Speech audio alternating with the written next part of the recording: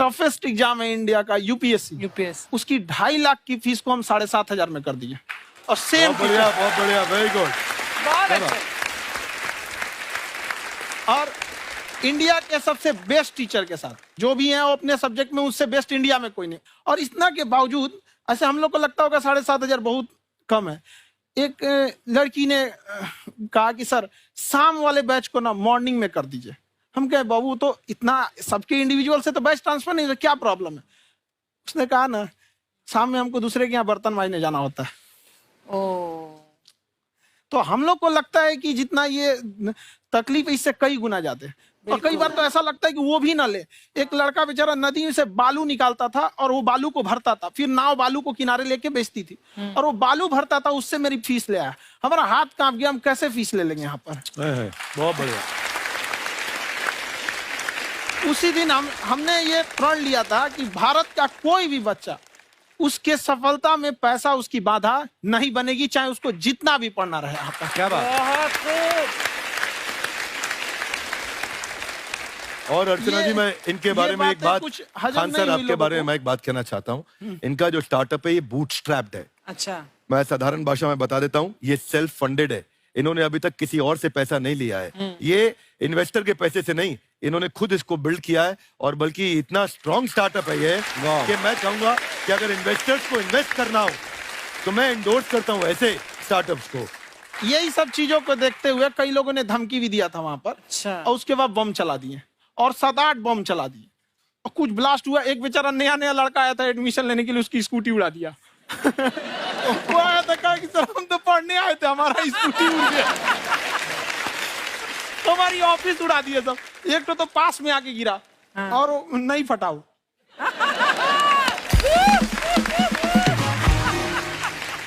बाद में बहुत सारे लोग धमकियां दिए, लेकिन कहते हैं ना सूरज कितना भी तेज चमक ले समंदर नहीं सुखा सकता। वाह वाह वाह, क्या बात है। मैम एक्चुअली ये फीस कम करने का एक और रीजन है।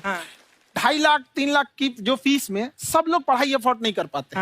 इसलिए वो कुछ ही लोग अफोर्ड कर पाते हैं, तो उनका मेंटल लेवल तो बहुत ऊपर चला जाता है। लेकिन एक पूरे देश का मेंटल लेवल थोड़ा सा स्टेबल नहीं हो पाता। तो जब फीस कम रहेगी तो हर वो लड़का तैयारी करने के लिए आगे आएगा जिसका सपना है देश के लिए कुछ करने का। सीटें लिमिटेड हैं, उन्हें को मिलेगी, लेकिन जिन्हें नहीं मिलेगी उसे मिलेगा देश का एक जिम्मेदार नागरिक। तो इस देश को बदलना। क्या बात है। हम लोग विश्व गुरु कहे जाते थे, क्यों? क्योंकि दुनिया से लोग हमारे यहाँ पढ़ने आए थे। चाइना से ह्वेनसांग आया, फाहियान आया, आज कोई नहीं आता है। हम लोग का उद्देश्य एक समय आएगा जो फिर आएंगे यहाँ पढ़ने के लिए। क्या बात है।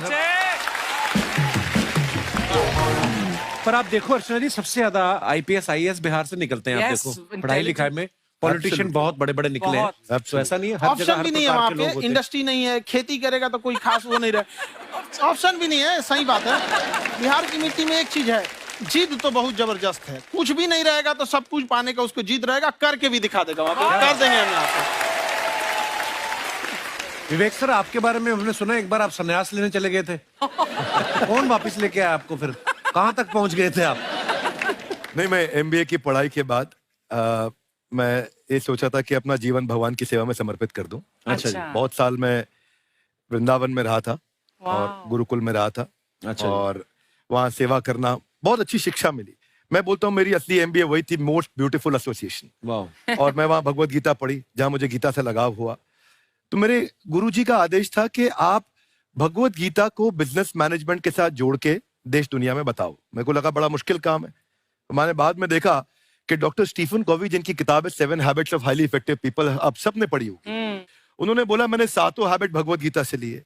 और हमारे देश के लोग ऐसे हैं जो मेरी किताब पढ़ते हैं, जो कि 3.5 मिलियन कॉपीज बिक चुकी हैं, और भारत में भगवत गीता नहीं पढ़ते। तो मुझे लगा कि मैं गीता विद मैनेजमेंट के ऊपर आकर के बातचीत करूं। मुझे लगा बहुत कठिन होगा, पर मेरे गुरुजी का आदेश था कि कठिनाई आपको तभी तक दिखेगी जब कठिनाई को देखोगे। तो एक छोटा उन्होंने मुझे बताया, पूछा कि इस कमरे में लाल रंग कितनी जगह है, देखो आप भी एक बार जरा देख के बताओ। तो 7-8 जगह लाल रंग दिख रहा है यहाँ पे आपको। 1 ये 2, वो लाल रंग टी शर्ट पे 3 4 5, ये लाल हो गया 6, उधर लाल हो गया 7, एप्पल लाल, बिल्कुल ठीक 7। पर जब आप लाल रंग ढूंढ रहे थे तो क्या आपको हरा रंग दिख रहा था? Yes no? नहीं। जब आप लाल रंग ढूंढ रहे थे तो क्या आपको काला रंग दिख रहा था? Yes no? नहीं। नो। जिंदगी भी ऐसी है, जो क्या बात? ढूंढोगे वही मिलेगा, बाकी कुछ नहीं मिलेगा। तो उन्होंने कहा कि आप इसी सोल्यूशन पे फोकस करो और गीता के मैसेज को पहुंचाओ। तो मैं बिजनेस मैनेजमेंट के प्रोग्राम्स कॉर्पोरेट्स में करने शुरू किए, क्योंकि गीता पहला मोटिवेशनल सेमिनार जो पृथ्वी के इतिहास में कपिल जी हुआ, वो कृष्ण ने दिया था। पहले मोटिवेशनल स्पीकर इस पृथ्वी के इतिहास के कृष्ण थे, जिन्होंने अर्जुन को रणभूमि में मोटिवेट किया था।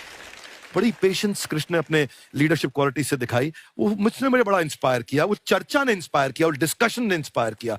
तो उस डिस्कशन को मैं आज भी लेके चलता हूं अपने साथ।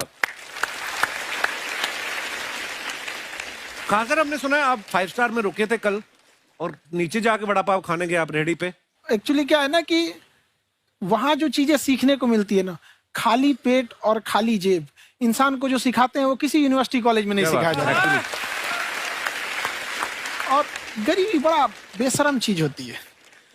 तो कहते हैं कि मौत भी तू जल्दी आया कर गरीब के घर में, कफन का पैसा भी खर्च होता है दवाइयां खरीदते खरीदते। हाय हाय हाय, क्या बात है।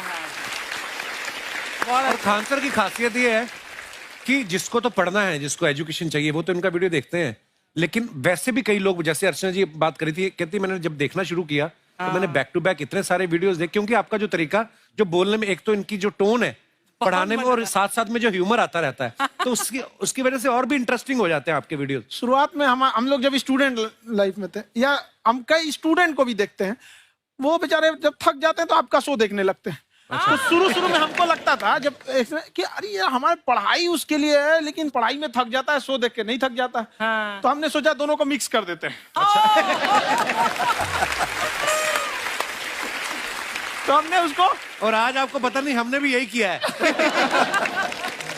मिक्स करने। हमारे एजुकेशन सिस्टम में 2 कमी है, एक एजुकेशन की, दूसरा सिस्टम की। आप पटना से हैं ना? हाँ। हमें भी पटना पसंद है। बस कोई पटाने वाला चाहिए। नहीं, मजाक नहीं कर रहे हैं। आपका जो चैनल है, हम दिन में 10 बार आपके चैनल को सब्सक्राइब करते हैं। अरे हाँ, और बेल आइकन तो हम इतना जोर से दबाते हैं कि बाकी यूट्यूब वाले बाहर निकल के देखते हैं कि ये कौन है जिसने इनका चैनल इतना जोर से दबा दिया बेल आइकन। बुढ़िया, तो शर्म नहीं आती है? आते ही फ्लर्ट शुरू कर दिया ना तूने। तो जाते हुए करते हैं क्या? विवेक जी नमस्ते। आपसे एक काम था, छोटा सा कर देंगे आप? ये क्यों करेंगे? नहीं, गुरुजी हमेशा अपने वीडियो में कहते हैं कि विवेक से काम लो, विवेक से काम लो। विवेक मतलब दिमाग से काम लो आप। हाँ, तो विवेक जी अपने दिमाग से ही काम लेंगे। बहुत दिमाग है उनके पास। ये देखिए, जो आदमी, आपको मैं बताइए, जो आदमी बिना फिल्म किए कपिल शर्मा शो में आ गया, कितना दिमाग होगा उसके पास। लेकिन एक बात है जिसकी वजह से हम आप तीनों से नाराज हैं। क्यों? क्या बात? हर चीज में मोटिवेट मोटिवेट मोटिवेट क्या होता है? सच कह रहा है, जब भी ये शब्द सुनते हैं हमें लगता है कोई हमें चिढ़ा रहा है। बदल दीजिए ना, खाली मोटिवेट बोलना ही क्यों जरूरी है? कुछ और कीजिए। रोटी वेट, छोटी वेट, पतली वेट, कुछ भी बोलिए, मोटिवेट हटाइए। तो गुड़िया, तू भी एक्सरसाइज किया कर ना, देख डॉक्टर साहब ने कितना वजन कम किया है, तू भी कर ले। ठीक है, फिर मोटिवेट से ही चला लेंगे। लेकिन मोटिवेशन कोई बुरा बात नहीं है। हमारे दादाजी भी वैसे बहुत मोटिवेट करते थे। हाँ, एक बार तो तालाब में डूब रहे थे हमारे दादाजी। हमारे पास रस्सी भी था, ट्यूब भी था, फिर भी हम अपने दादाजी को बचा नहीं पाए। क्यों? क्योंकि हमने उनकी ओर तिनका फेंका ना, वही कहते थे डूबते को तिनका का सहारा काफी। नहीं लगा सहारा, दादाजी बुड़बुड़ बुड़बुड़ बुड़बुड़। गुड़िया, तू क्या करने आई इधर? अरे हाँ, हम क्या करने आए हैं, एक पूछना था सर, खान सर, ये जो हमारा एक चाचा का लड़का है, उसको क्या है, थोड़ा पढ़ाई में प्रॉब्लम हो रहा है। तो 12वीं का पढ़ाई आप उसको अच्छी तरह करवा के 12वीं पास करवा देंगे आप? करवा देंगे, वेरी गुड, बात कर लेते हैं। हाँ, राम सरोवर, देखो हमारा बात हो गया है। ये 10वीं जो तुमसे नहीं दिया जा रहा है वो नहीं देना है।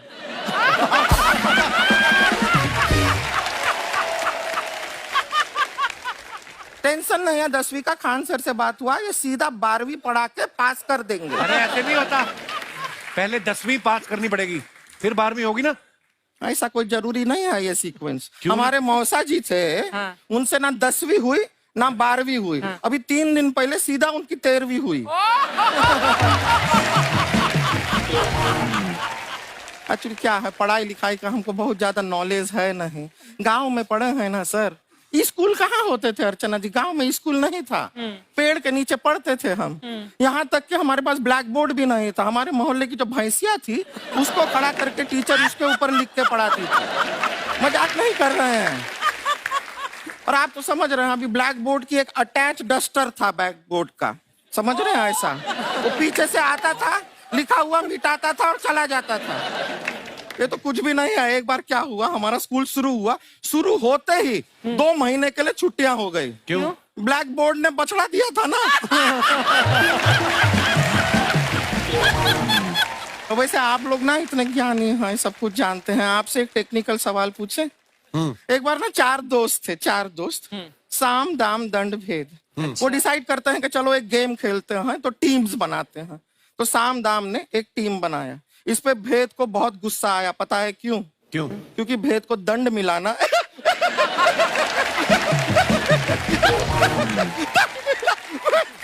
ये सिर्फ हंसती नहीं है सर, थोड़ा सा पेट्रोल पिला दो स्टार्ट भी हो जाती है।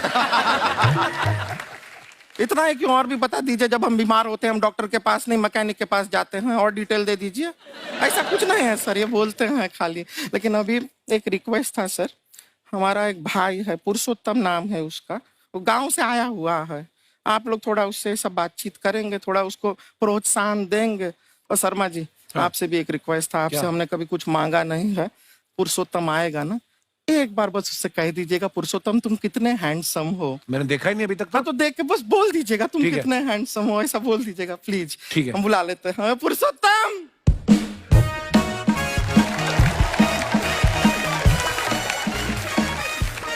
ये पुरुषोत्तम है। वाह, तेरा भाई बड़ा हैंडसम है। है तो हमारे खानदान में सब हैंडसम है, ज्यादा चापलूसी करने का जरूरत नहीं है। देखा हमारा यहाँ पे कितना चलता है। 1 नंबर दीदी, 1 नंबर। सब लोग हैं, नमस्ते कर दो। ये बड़ा अच्छा लड़का है, गांव में ना भैंस चराता है, इसको थोड़ा मोटिवेट कीजिए ना। नहीं तो मतलब भैंस चराता है तो मोटिवेट करके क्या होगा, शेर चराएगा बाद में। अरे शेर चराएगा तो शेर इसको चर नहीं जाएगा।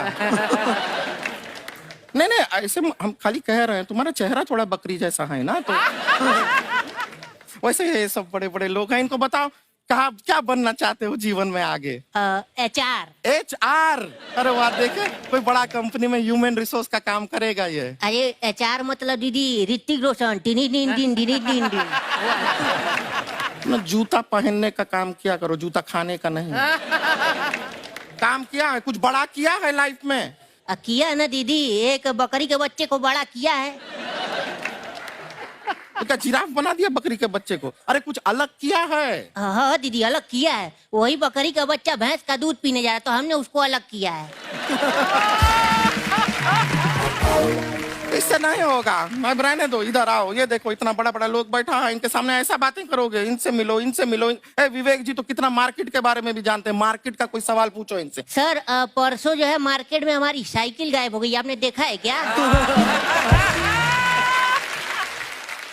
हमारी साइकिल गायब हुई ना? हाँ। इसलिए दिमाग से पैदल हो तुम, पैदल समझते हो? हाँ। चल लोगे? 20 कदम चलोगे? हाँ। हाँ, घूमो जरा, अभी 20 कदम चल के दिखाओ। निकलो।